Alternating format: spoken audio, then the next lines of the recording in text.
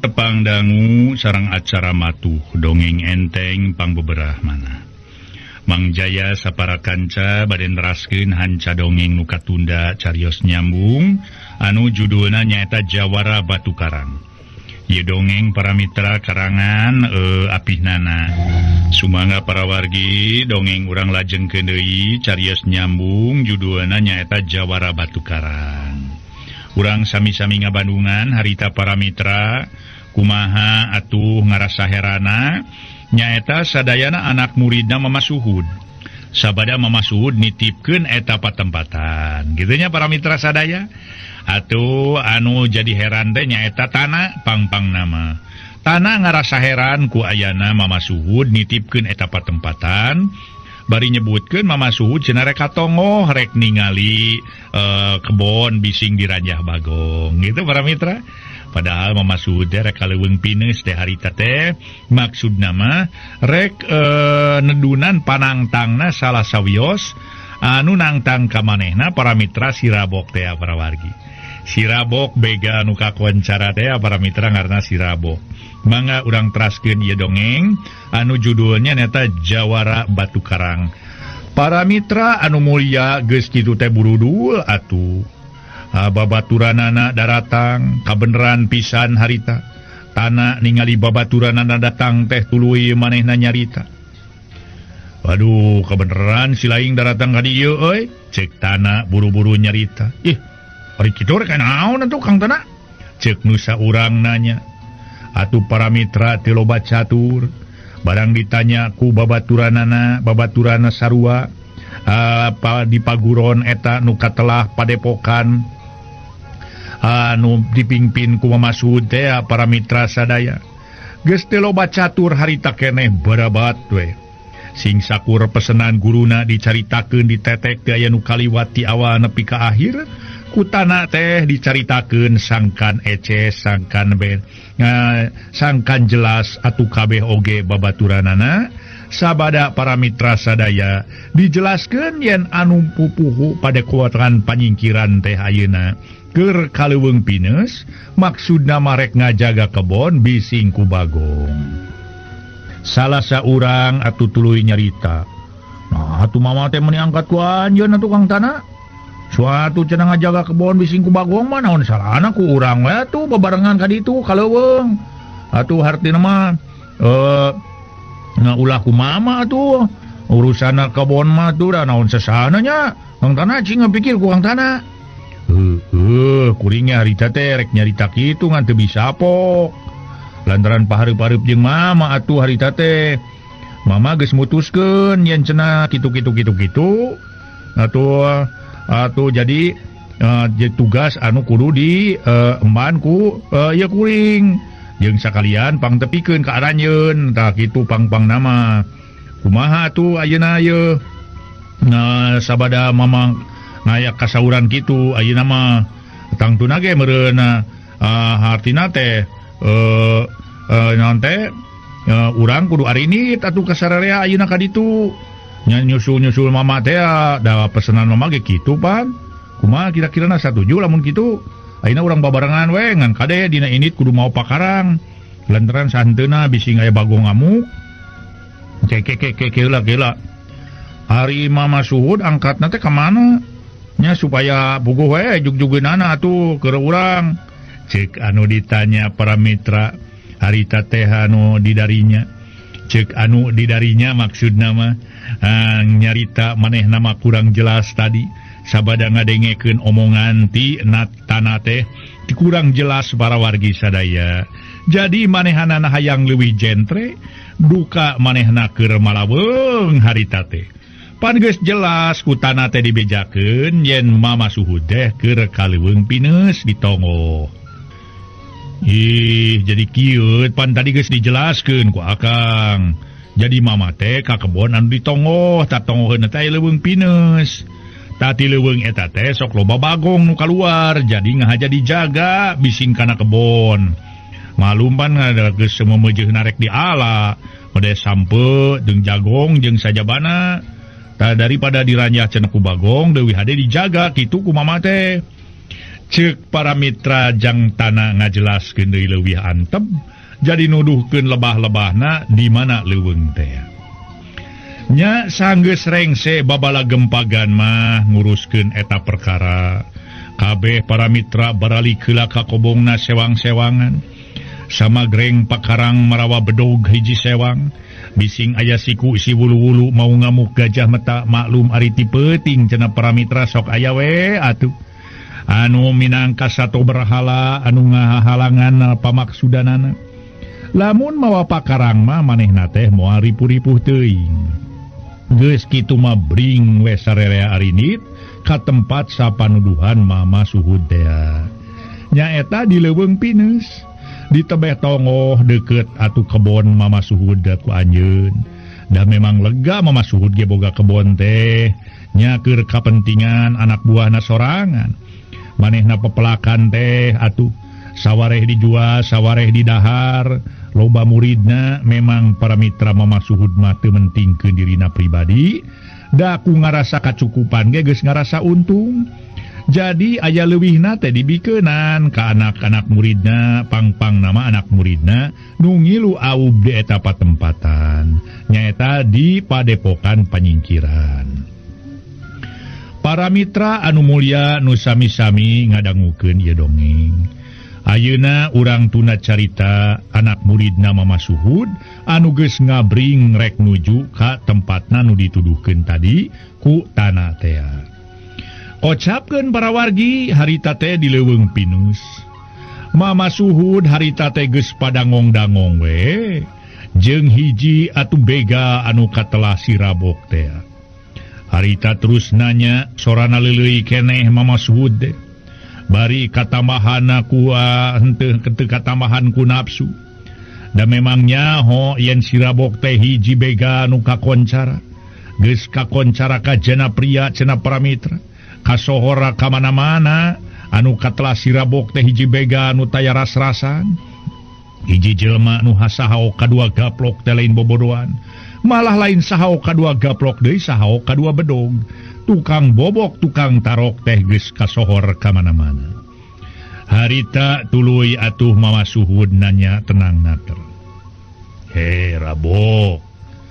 Naon maksud Andika teh nu sabenerna? Pangna mere surat ka kaula teh. Kaula mah ngarasa heran ku ayana surat ti Andika teh. Cingpo kumaha ieu teh jujutanana. Asa araraneh teuing kaula mah jojol kitu we dina eusi surat teh. Cing sok jelaskeun kaula hayang ngadenge tina omongan Andika ku sorangan. Jadi pokona mah kumaha nu jadi masalahna pangna Andika make nyieun surat model kitu. Harita tenang naker parawargi Mama Suhud. Tumanya ka sirabok. Kumaha jawaban sirabok? Wah sia mondong api-api tangkurak sia deuleu. Lain sia nu geus nangtang-nangtang ka aing ha? Apaan sia geus wani nangtang-nangtang ka aing? Ya, tokona ayeuna aing geus aya di hareupeun tangkurak sia deuleu. Sok geura maju sia. Lamun bener sia jago jeung gagah, geura maju sia euy. Geura maju sia mun bener-bener Andika gagah sakti mandraguna. Mun Andika bener-bener kasebut lalaki langit lalanang jagat, geura maju geura lawan ye. Geura lawan si Rabok ye. Sia geus nangtang wani-wani nangtang ka kaula. Kudu wani tanggung jawab deuleu. Tema si Rabok bari nulak cangkeng taya kasieun. Es tuning kawanina luar biasa lir ibarat Bratasena we. Nulak cangkeng para wargi sadaya harita teh. Ke asa teu kaharti kaula mah Rabok. Bieu Andika nyebutkeun majar kaula nangtang-nangtang ka Andika. Teu narima kaula mah geus nangtang-nangtang ka Andika teh. Iraha kaula nangtang-nangtang ka Andika. Jeung deui iraha panggih. Kaula geus sumpah moal rek kikieuan deui. Kaula mah geus kolot. Kaula mah hayang niis moal ulu biung deui dina urusan kadugalan. Ayeuna kaula ngan saukur ngatik ngadidik teh sangkan barudak sararehat. lain ngatik ngadidi kana ilmu kadugalan sangkan barudak garlut. Lain kaula mageus kolot rabok. Sakali deui kaula mageus janji moal ici kibung dina urusan kadugalan kitu tak bising teu ngarti mah. Mama Suhud ngomong sajelasna dari anaker. Manehna ngajelaskeun ka si Rabok yen manehna mageus munur tina cenah para mitra ilmu kadugalan. Manehna mah hayang niis hayang nyirnakeun diri. Ngarasa geus kolot cenah geus jeukeut cueut ka hareup. Malah mah ti ayeuna saeutik-saeutik atuh cenah geus puguh baheula tara inget cenah kana waktuna maot. Ayeuna mah geus kolot hayang babalik pikir. Kitu caritaan Mama Suhud ngajelaskeun ka si Rabok. Para mitra anu mulia kaayaan peuting harita di hiji tempat nu keur memejehna caang bulan. Nyaeta di leuweung Pines para wargi sadaya. Anu kabeneran di eta tempat manegrak leuweung Pines nama katebeh kenca di dinya manegrak tempat teh kacaangan ku bulan. Keur memejehna caang bulan 14 buguh welir ibarat ti beurang atuh para wargi. Dua jelema harita keur pacental-cental. Nu hiji teu ngaku yen cenah manehna geus nangtang-nangtang. Sedang nu hiji deui neken yen atuh cenah manehna atuh geus nyeri hate ditangtang ku Mama Suhud. Ke kaula mah asa heran Rabok. Ye, urusan anika majar bieu kaula nangtang-nangtang. Saha nu ngomong teh da kaula mah teu rumasa. Wah, sia Suhud. Dasar sia mah ganggerangan we deuleu. Aing nyaho sia teh kalakuan sia baheula deuleu. Ayeuna sia rek nyimutan maneh. Diri ibarat jelema hade nya. Aing geus nyaho sia kalakuan sia. Nu matak ye sa guru sa ilmu teu meunang ganggu sia deuleu. Sia Suhud. Ayeuna sok hari kumaha engke aing mah. Aing geus nyeri hate ditang-tang ku sia. Nu matak sok sia geura ebrekeun wawasen sia urang tarung patutunggalan sama-sama nyekel sabuk milang dadu ulangan saukur ngomong wungku sia geura buktikeun sia panangtang sia ayeuna keneh keur memejeuna caang bulan 14 disaksian kumpulan di awang-awang deuleu. Rabok ai sua tarung mababari ceuk kaula ge. Ngan di antara urang kudu aya bebeneran heula. Kudu beres bebeneranana. Kaula teu rumasa yen kaula geus nangtang-nangtang. Wah, moal anak tua dewek anu ngaran sia si Suhro. Pokona mah si Suhro geus disopak palebah ceulina deuleu. Jeung si Bokir disopak palebah irungna. Taeta dua anak buah dewek laporan ka dewek. Yen sabenerna anak buah ilaing geus ngalakukeun hiji tindakan malah menang parentah ti guruna nangtang nu jadi guruna kitu tanu badak ge momongna teh datangkeun bubuyut sia tah guru aing nungguan cenah kitu tah nu matak sia kudu tanggung jawab kana sing sakur perbuatan anak buah anjeun. Huleng para wargi sadaya Mama Suhud ngahuleng. Harita teh para wargi ngahuleng-leng pipikiran anak inget kanu jadi anakna. Leng pipikiran anak inget ka Sutamanggala. Harita para wargi sadaya atuh geus kitu pangpang nama inget kanu jadi anakna anu katelah Jaka atuh rancasan. Nah bener boa Jaka teh geus tarung jeung anak buahna atuh anak buahna begal teh anu nimulkeun anak buahna begal disopak palebah ceulina jeung disopak palebah irungna. Nah ieu teh perbuatan Sutamanggala sangkan manehna ngadudomakeun rek ngancurkeun padepokan atuh para mitra panyingkiran nu dipingpin ku manehna. Muter oteukna harita teh Mama Suhud sabada ngadenge katerangan ti si Rabok model kitu. Heula Rabok. Keun urang ngobrol we heula soal urusan tarung mah. Soal babari eta mah urusan teknik. Ayeuna mah urang urusan dina bebeneranana heula. Tah lamun seuk kabeneran atunya. anak kaula nu ngaran Jaka nimulkeun bendeng jeung anak buah Andika. Urang silih hampura we keun da urusan barudak eta mah. Ulah ramat kamale mamawa kanu jadi kolot. Justru urang minangka kolot kudu bisa ngarapihkeun ka barudak. Wah, eueuh sia deuleu. Eueuh sia suhun. Ari geus kapepet sia nu salah ngomong kitu patut. Tegablek ceceng, sia kalakuan teh dasar bangkawara tangkurak sia mah ngeuna teu ngeuna eon deuleu. Anak buah aing geus disopak celina jeung disopak palabah irungna. Aing minangka guruna teu ngeunah meni asa nyeri, asa dikumaha boa. Komo bada ngadengikeun datangkeun bubuyut sia, guru aing ngadagoan. Ieu berarti hiji panghinaan anu luar biasa pikeun si Rabok. Pasti si Rabok inget wae kana panghinaan ieu. Ceuk paribasana rup upadung rapku lemah kaurugan taneuh beureum, si Rabok bakal inget wae deuleu kana omongan-omongan Andika. Nu matak ayeuna urang selesaikeun di antara urang.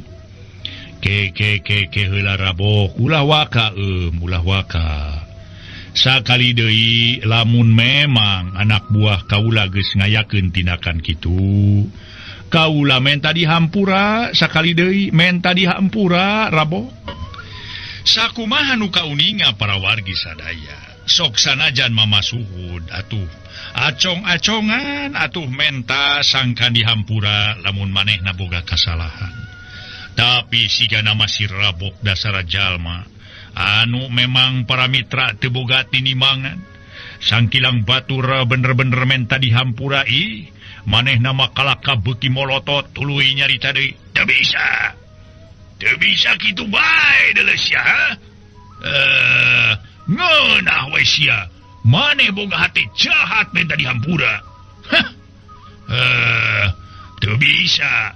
Maneh geus nyieun hiji tindakan. Ceuk anak buah dewek maneh nyebutkeun nya nangtang ka kaula deuleu. Buah-buah eta mah anak buah Andika we ngadukeun supaya di antara urang timbul bendeng Rabok. Pikirkeun atuh sing taliti tur ati-ati. Iraha kaula panggih jeung anak buah Andika barina oge. Wah. Teu bisa deuleu. Teu bisa sia api-api sia deuleu suhun. Sia geus nyieun pucuk ti girang. Sia geus nyieun hiji kalakuan nangtang ka kaula. Ari ayeuna menta dihampura. Sia. Si Rabok moal kitu bae. Emangna si Rabok budak rorek hulu, ha? Teu bisa deuleu. Ya, aya paribasa, hutang pati bayar pati, hutang uya bayar uya. Andika geus nyieun hiji kalakuan teu uni, geus nangtang ka kaula, mangka panantang eta kudu dilaksanakeun deuleu. Hayu urang sama-sama nyekel sabuk bilang tatu. Bari ngomong kitu teh para mitra sarut harita teh. Si Rabok nyerang ke Sitnaker, make jurus kahiji dina jurus satu para mitra sadaya nyaeta tugar nyawa. Bubuhan atuh para wargi jurut tugar nyawa teh geus ka pimilik pisan ku si Rabok mah dina ngulinkeunana tapi Snaker. Da memang lamun kurang-kurang nama para wargi ngahareupan jurus tugar nyawa sigana sakali nyerang ge moal mangga pulia.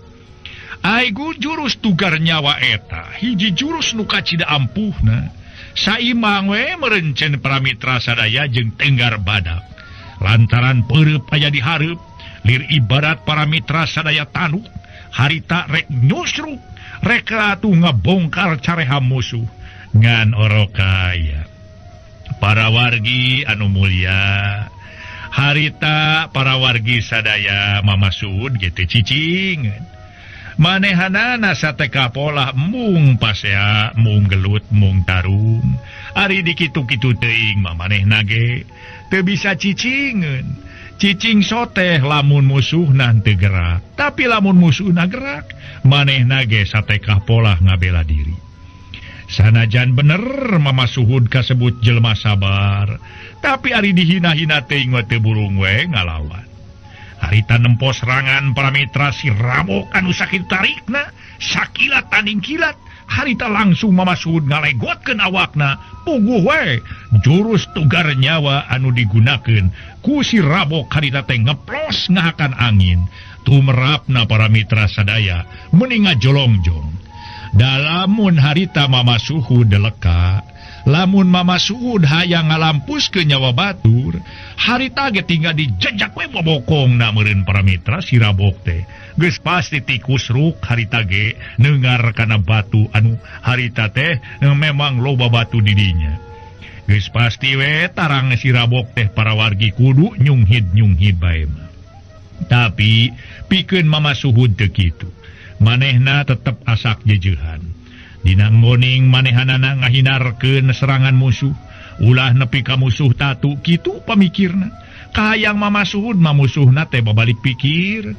kahayangna mah geus geus mah ayeuna mah urang babarengan nuju kana jalan hade ceuk katerangan agama mah cenah disebutna ge husnul khotimah alus katungtungnakeun eta ajakan Mamasuhud teh memang para wargi kacidahadena tapi lamun umajakna ka si Rabok sarua jeung we atuh sarua jeung we para mitra sadaya nu ndacai dina daun taleus moal aya tapakna nyurulung teh meuni beak kabeh moal aya tapak-tapakna para mitra anu mulia ningali kaayaan kitu atuh harita Mamasuhud gancang nyingcet saeutik ka kenca sabrut harita teh para mitra sadaya manehanana atuh ngalegotkeun awakna ai si para mitra si Rabok memang para wargi atuh manehna ge lain jawara kamari sore dina ngoning manehna ngajolongjong da tuluy manehanna ge tuluy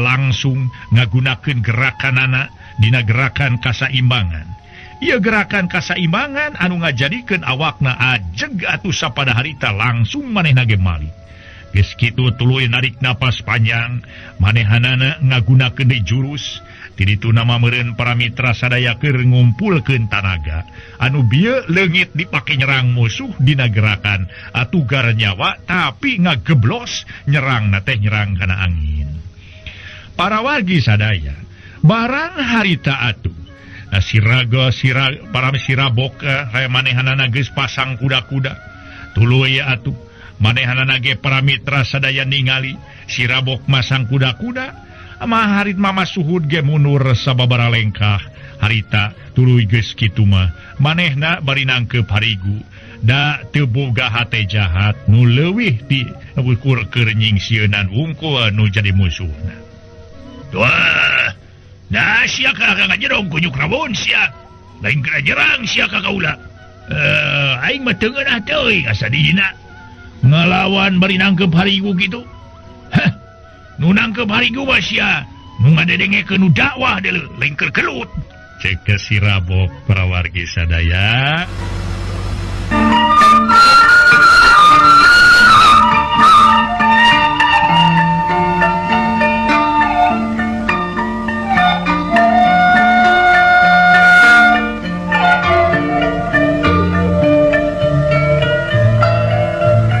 Sanggeus si Rabok harita nyarita bari nantang-nantang ka Mamasuhud.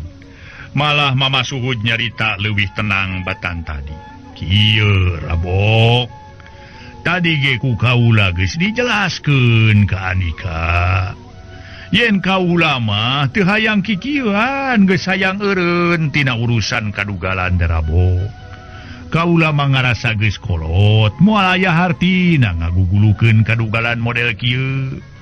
Bari malebutkeun balung tanpa eusi sarua we jeung malebutkeun balung tanpa eusi nu matak geus we geus nu geus marabok sakali deui lamun anak buah kaula atawa anak kaula aya kasalahan kaula menta dihampura tak kitu eueuh hate kurea kaula mah hayang eueuh hate hiri dengki jail kaniaya ngewa ka anjeun eueuh hate ngewa kaula marabok nu matak geus nu geus mah geus we nah sakali deui hampura kaula tema Mama Suhud tetap tenang pisan bari menta dihampura tuluy-tuluyan kasih rabok sangkana maksud nama supaya ulah tuluy tarung. Wah, bisa wes ya, bisa we cucunga, bisa wes ya, ngebacot dulu, ngenah we dulu, ngebacot, nunggus manggus, cungur sia. Maksud sia ngomong gitu supaya ku aing terjadi dikirimkeun ka neraka merenya. Oh. Nah, nikah begitu atuh Rabo. Soal ka neraka, soal ka akhirat mah eta mah lain urusan urang, urusan nu maha kawasa. Yeuh, lain bohong Rabo. Kaula mah ngomong sabenerna. Tema-temana deui para mitra, Mama Suhud teh tenang naker. Susuganan we musuhna pepermarah amarahna leler nafsuna kitu nu dimaksud mah ku Mama Suhud malah mah atuh ditungtungan aku cenah sarua pada maranehanana nuju kana kahadean tapi danya kitu kangaranan si Rabok anu memang pagaweanana geus kitu tiba heula mula teu daek euy-euy ngalakukeun pagawean nu dilarang ku agama tur dari gama. Malah harita ge samara sabada Mama Suhud cumarita teh si Rabok kalakan nyangangang bari ngakurowo. Wah, kurang ajar sia Sun. Sia ulah ngabacot kitu patut deula heh. Sia ngabacot supaya ku aing ya terjadi diiangkeun ka akhirat, terjadi dikirimkeun ka neraka.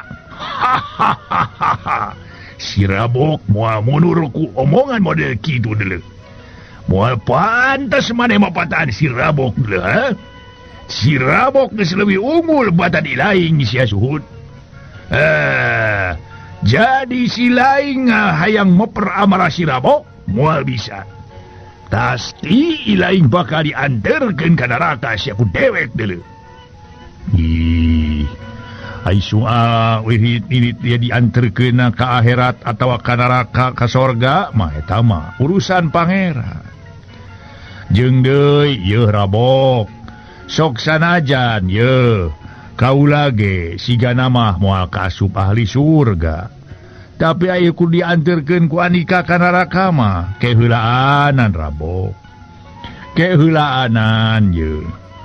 Urang mah nyarita kitu teh nya.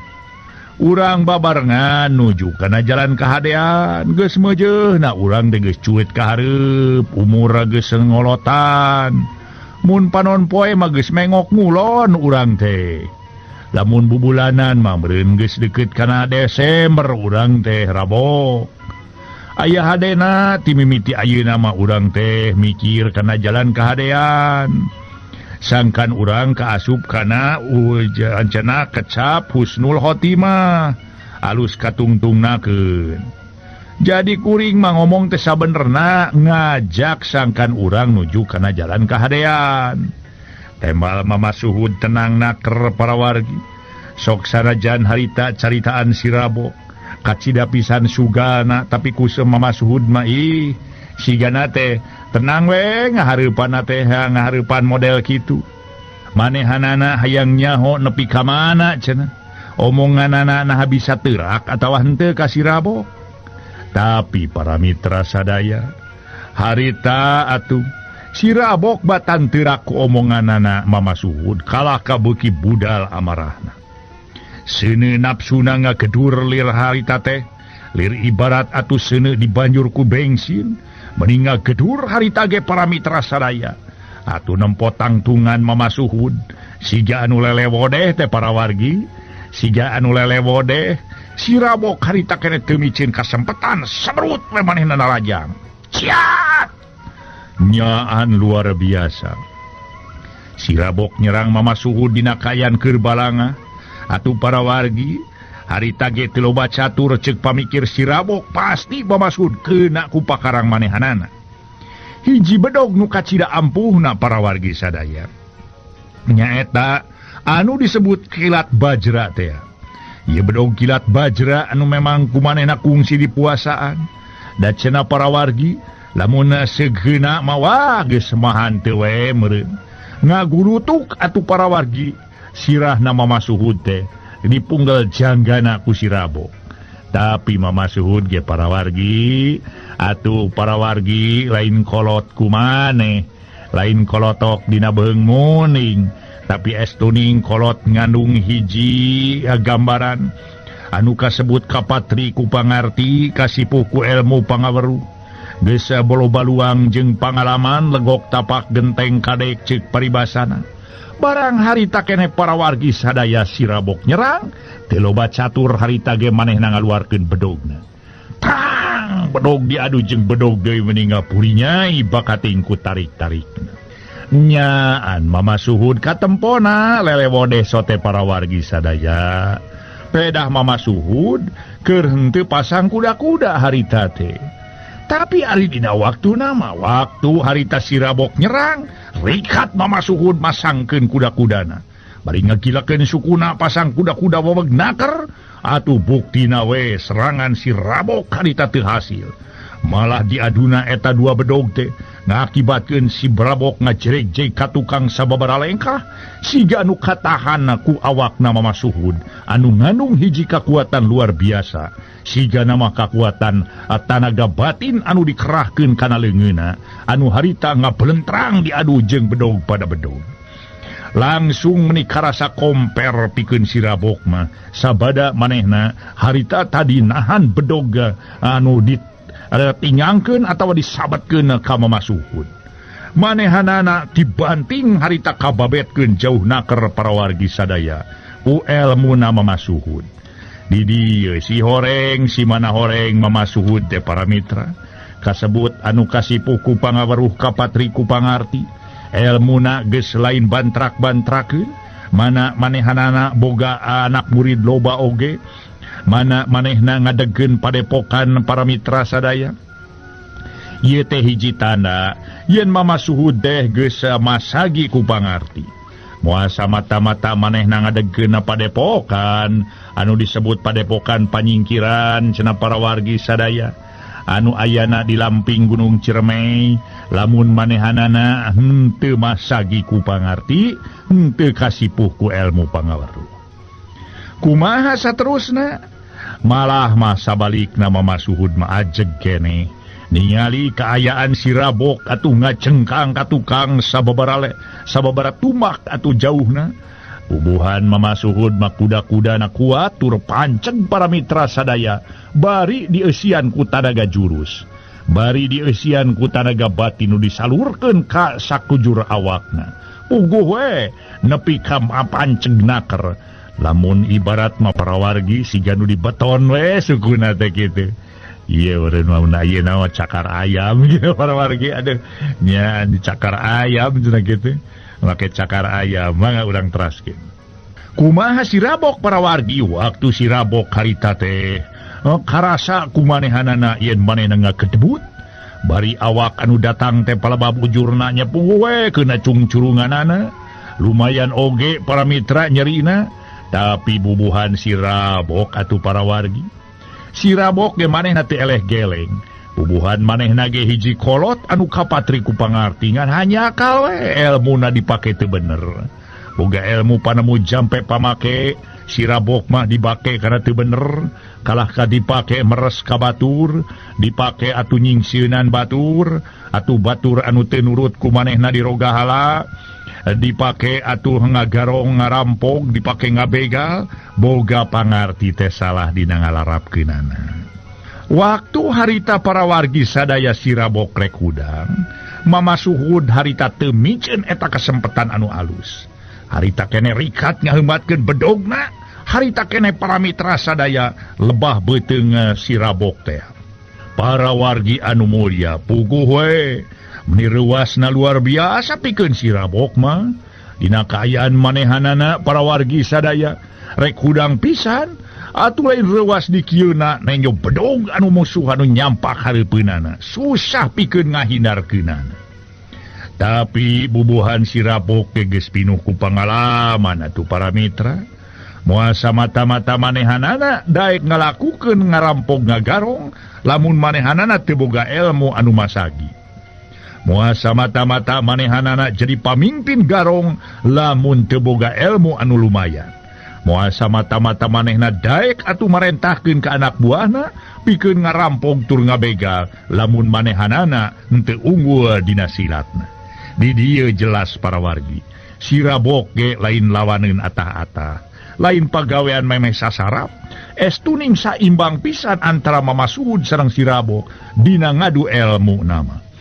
Waktu harita ge para wargi sadaya, si Rabok anu geus pinuh ku pangalaman sakilat manehna nakis bedog anu Mama Suhud bari harita teh para mitra sadaya ngetimpi geulangna. Pluk atuh bedog Mama Suhud murag para wargi dina waktu eta keneh si Rabok nyerang bedogna ngakurilap harita teh nuju kana beheungna Mama Suhud. Para wargi anu mulia, memang mun kurang-kurang nama harita Mama Suhud kudu tiwas atuh ku si Rabok para wargi. Lantaran memang Mama Suhud harita bedogna geus murag. Atuh dina kayaan kitu para wargi sadaya sedang si Rabok nyerang make bedog meringah hiuk bang baraan. Tapi bubuhan geus apal atuh. Geus apa kana jalana bedog ka mana lumpatna lamun ade ditingangkeun ka palebahdinya, mun disabetkeun ka palebahdinya. Pikeun Mama Suhud manehanana teu loba catur. Demi ngahinarkeun diri manehanana demi nyalametkeun diri. Harita kene barang bedog si Rabok ngahiuk para mitra bang baraan. Eta mah rek mungel janggana Mama Suhud sakilat harita kene. Mama Suhud para wargi sadaya manehana nyingcep hiuk soda bedog mering ngaliwat sajengkal antarana tina beheung Mama Suhud.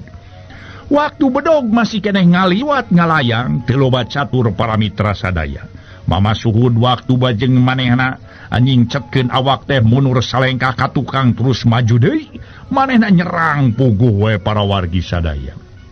Eta mah para wargi sadaya atuh awakna si Rabok menikati ngali jelas pisan.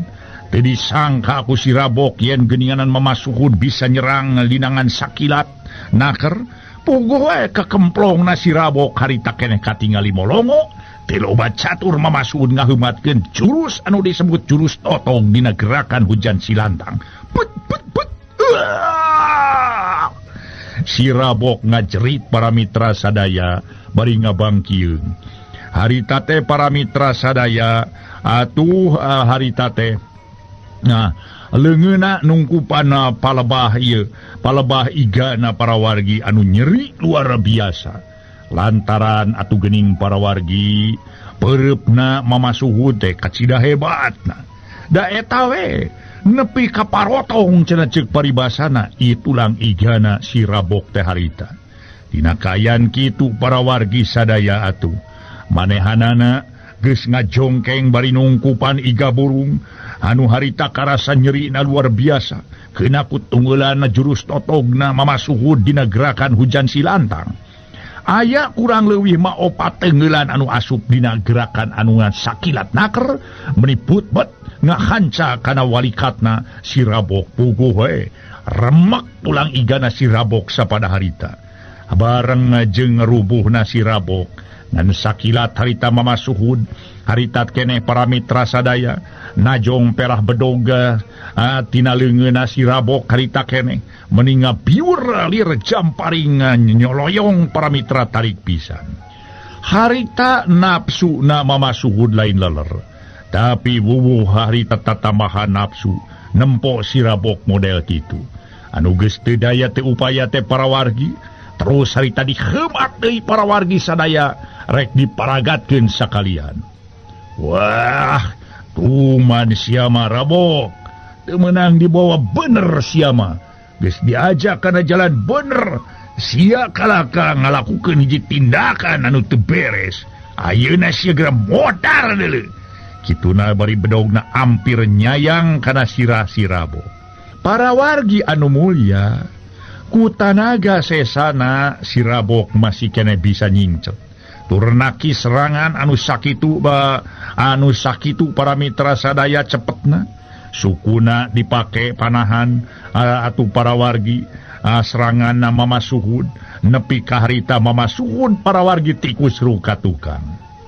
Si Rabok maksakeun maneh ngahontal bedogna anu tadi dibaledogkeun disepak teh aku Mama Suhud. Nempok itu Mama Suhud pok nyarita. Rabok, narek dituluykeun ieu pertarungan. Sok Rabok geura jawab ieu pertanyaan kaula. Narek dituluykeun apa moal ieu pertarungan? Anu memang disaksian ku bulan anu moncorong caang bulan 14 dina peuting ieu.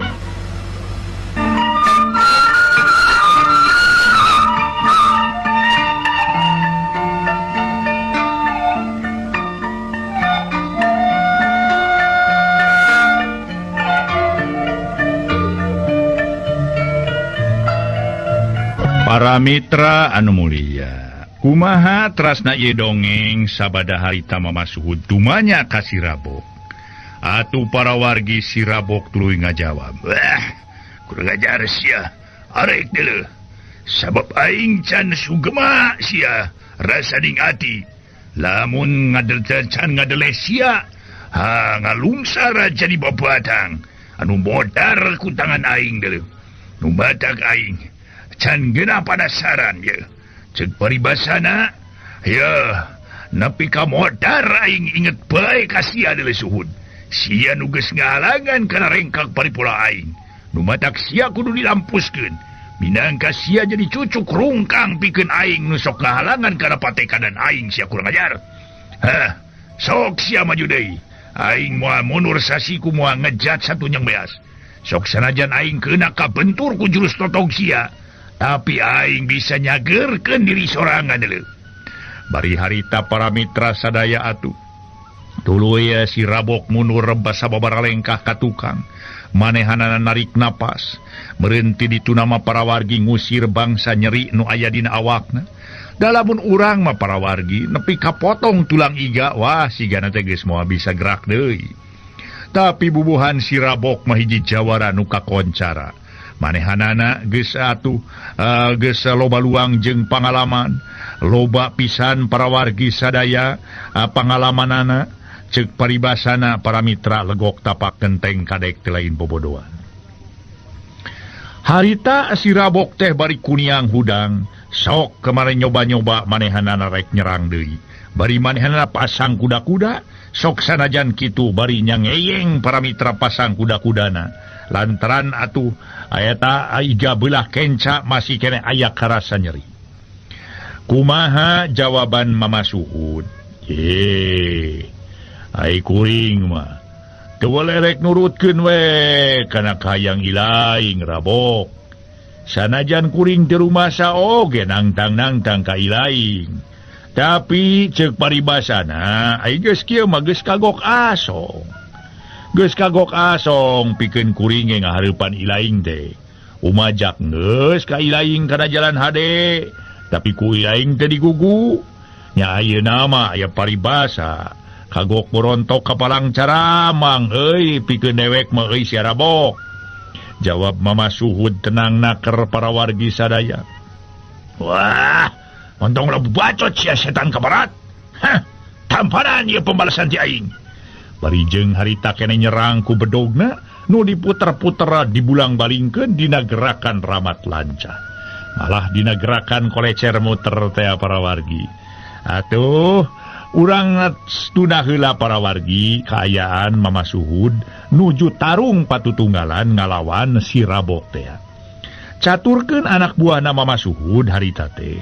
Anu kurang leuwih meureun aya kana 15 jelema mah. Masih kene keur memejehna buta tulang buta daging, keur memejehna belek kesenteng, keur memejehna gede tanaga. Harita keneh tuluy atuh anu dipingpin ku tanah, rek nyusul ka leuweung pineus. Barang geus nepi ka hiji tempat, tuluy tanah nyerita. Sandi, lain euy, mun teu salah mah aya 2 jumpluk teh leuweung pineus teh. Nah, leuweung pineus nu mana nya maksud Mama Guru teh? Teuing sugana tuh pan kata nama nyarita. Matak teu nyarita naon-naon ngan susul bae cenah ka susul ka leuweung pineus. para wargi sadaya memang eta anak buah nama Masuhud, anak murid nama Masuhud rada oge barang geus nepi ka tengah-tengah perjalanan mangarandeng lantaran teu jelas leuweung pines anu mana anu kudu disusul ku manehanana jeung deui apan kebon nama Masuhud ge lega atuh aya anu beulah kenca jeung beulah katuhu duanana ge ngarempet kana leuweung pines atuh salah saurang ati babaturanana tanah tuluy nyarita ayeuna mah kieu we tukang tanah kumaha lamun bagi dua we di antara urang atuh tah sani kabelah ditu terus ieu kang tanah kabelah ditu pan urang aya 8 jalma ieu aya 15 jalma tah nu tujuhan ka belah kenca ka leuweung pinus nu kenca terus anu 8 urang ka leuweung pinus nu katuhu tah anu ka dieu dipingpin atuh ku ieu ku kang tanah nu kadinya ku kang sani kumaha kira-kirana cek salah saurang murid nama Masuhud usul sangkan eta rombongan dibagi dua ngadenge usulan ti salah saurang babaturanana tanah seuri tuluy nyarita nya bener alus ta usulan teh euy nya kumaha sani mun kitunya sok sani mau anak buah ta tujuhan jadi 8 urang keun kuring mau anak buah genep jadi tujuhan pan urang kabeh jumlahna 15 jalma tangke urang bagi dua sandi ka leuweung anu pines nu kenca kuring jeung anu sejena ka leuweung pines nu katuhu tadi dinya lamun aya naon ke urang make kode we nya make kode we kumaha we carana tak kumaha lamun ayeuna we urang jelaskeun biasa kodena mah nu sok dipake ku urang teh geuninganan aya sora ngajerit teh geuninganan jeung aya sora buuk teh nya tah sing tarik we atuh dina kodena supaya bisa kadenge ka mamana tah meureun ka harti lamun kitu mah sani ngadenge usulan ti babaturanana bari harita geus ditegaskeun nyaeta kutana sangkan eta rombongan dibagi dua satuju pisan harita barang geus dibagi dua mah bring atuh nu hiji rombongan para wargi dipingpin ku sani nuju ka beulah kenca sedengkeun rombongan nu dipingpin ku tanah nuju ka beulah katuhu duanana nuju kana leuweung pines anu memang anu dituduhkeun teh ku guruna si horeng si mana horeng ayana nu tarung teh geuninganan para wargi hiji leuweung pines anu beulah katuhu harita tanah nyarita ka babaturanana tuh geuning euy nyana ni terang-terang gitu suarana wah belah dinya ye nya itu katingali itu aya duaan keur tarung kang urang sampeurkeun ayeuna keun urang-urang deketan we deketan ulah diganggu mama guru mah ulah diganggu mun keur tarung teh ngan ayeuna urang kudu ngabejan ka sandi sok adinya tah oleh maneh sok atuh garnya mere kode teh loba catur atuh para mitra anu ngaran si aleh harita keneh tuluy mere kode kunyuitan ku sora manuk anu memang para wargi geus eta teh geus maklum manehanana mere kode yen cenah babaturanana kudu datang ka palabah dinya barang sandi ngadenge yen aya kode anu memang kode eta datangna teh hati tanah jeung sapara kancana harita keneh tuluy sandi mawa anak buahna sangka nuju ka leuweung pines beulah katuhu bring atuh sandi jeung sapara kancana nuju ka leuweung pines beulah katuhu tekung silila para mitra geus anyog manehna nyampeurkeun ka tanah kumaha tanah aya mama guru teh tuh tempok maneh keur tararung nyawe kumaha nya ayeuna urang sampeurkeun deukeutan para wargi sadaya atuh buru-dul we anak buahna mama Suhud nyalampeurkeun ka tempat nu tarung teh waktosna see